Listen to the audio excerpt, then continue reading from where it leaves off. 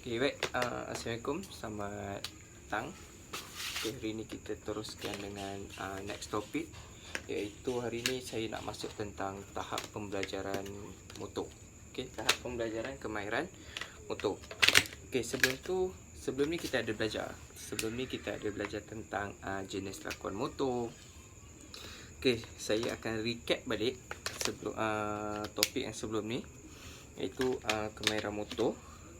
Baik, jenis kemahiran motor ataupun jenis lakuan motor terbagi kepada dua.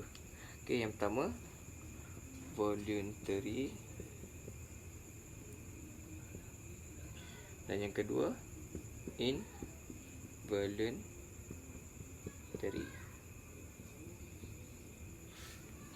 Okey, pertama voluntary dan yang kedua adalah involuntary. Apa yang dimaksudkan dengan voluntary, apa yang dimaksudkan dengan involuntary? Okey, beza dia, ini adalah di bawah sedar ataupun terkawal.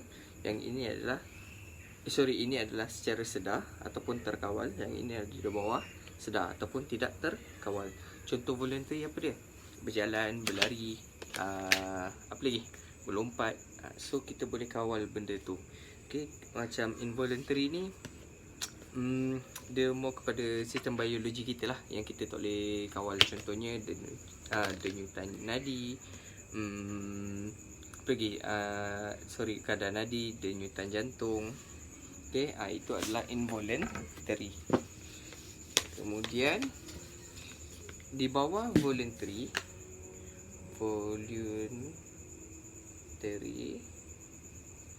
terbagi kepada dua, iaitu satu, kemahiran generik, gabungan generik ataupun dan juga kemahiran sekunder. Okey, apa yang dimaksudkan dengan generik, apa yang dimaksudkan dengan sekunder? Okey, generik ni dia adalah secara semula jadi. Okey, dia melibatkan kod genetik manusia ataupun DNA manusia. So benda ni kita tak perlu belajar sebab dia berlaku secara semula jadi. Sebagai contoh, dari kecil kita merangkak, kemudian kita berjalan, kemudian kita buat apa? Melompat dan sebagainya, berlari. Okey, kemahiran sekunder ini adalah secara semula jadi. Kemudian yang ini kod genetik manusia, DNA. Kemudian sekunder adalah kemahiran yang dipelajari. Okay, perbezaan dia semula jadi dan juga dipelajari. Okey, kemudian yang paling penting ia adalah apa orang cakap, kesinambungan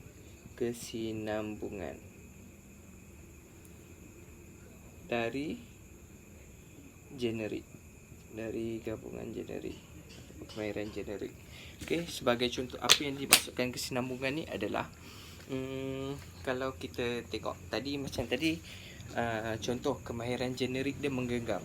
Okey, menggenggam.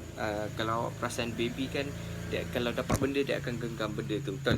Okey, so kemahiran sekunder dia akan belajar menangkap. Okey, dia kemahiran yang lebih kurang sama, tapi ini dia dipelajari. Daripada menggenggam, dia belajar menangkap. Kemudian kalau dalam contoh scan, dia akan menggenggam. Contoh kita ambil scan lontar peluru, dia akan menggenggam peluru tu, kemudian dia akan melontar. Okey, itu adalah salah satu contoh sekunder. Okey, kemahiran sekunder, kesinambungan daripada kemahiran generik. Okey, kemudian dia satu lagi, ada objektif khusus. Okey, kemahiran ni ada objektif. Okey, kemudian saya pergi laju je ni sebab kita dah masuk. Kemudian apabila kemahiran generik dan juga sekunder ni bergabung, okey, dia bergabung, dia akan menghasilkan lakuan motor. Dia akan menghasilkan pergerakan motor.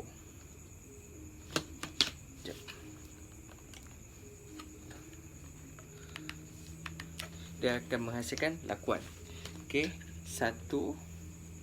yang pertama adalah pergerakan lokomotor.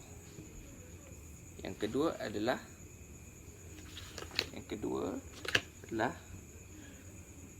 bukan lokomotor. Okey. Apa yang dimaksudkan dengan lokomotor, apa yang dimaksudkan dengan bukan lokomotor? Okey, perbezaan dia senang sahaja. Lokomotor adalah melibatkan pergerakan sesaran jasad secara mendatar. Okey, apa yang dimaksudkan mendatar? Sekejap, saya bagi contoh dulu. Pergerakan jasad secara mendatar. Okey, contoh berenang, berjalan.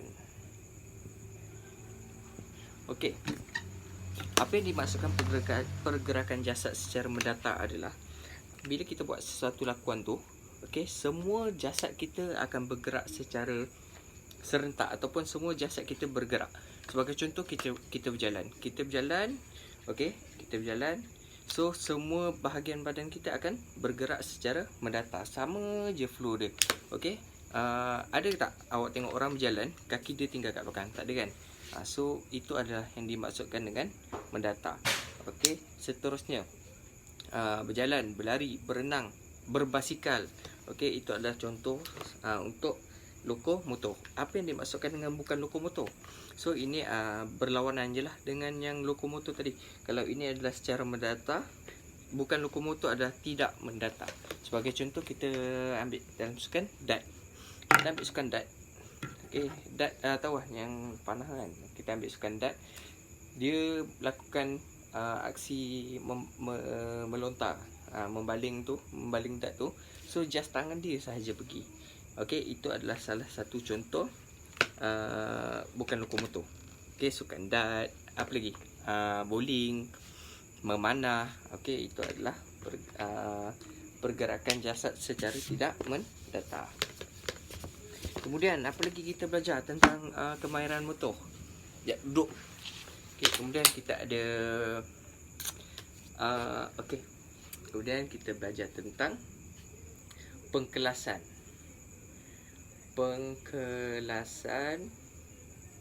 motor. Okey, ada 3. Yang pertama, ketepatan lakuan. Yang kedua,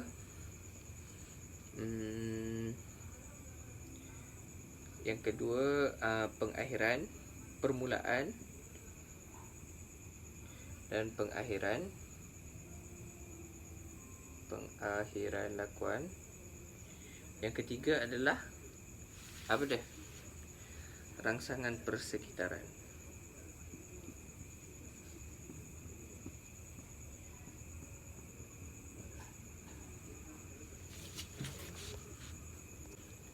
Okey, baik. Kemudian kita masuk pengkelasan motor. Kita ada 3. Yang pertama, ketepatan lakuan. Yang kedua, permulaan dan pengakhiran lakuan. Yang ketiga adalah rangsangan persekitaran. Okey, ketepatan lakuan dia ada berapa? Okey, ketepatan lakuan ni senang je ketepatan lakuan sebab dia ada 2 je. Satu, motor kasar. Satu lagi, motor halus.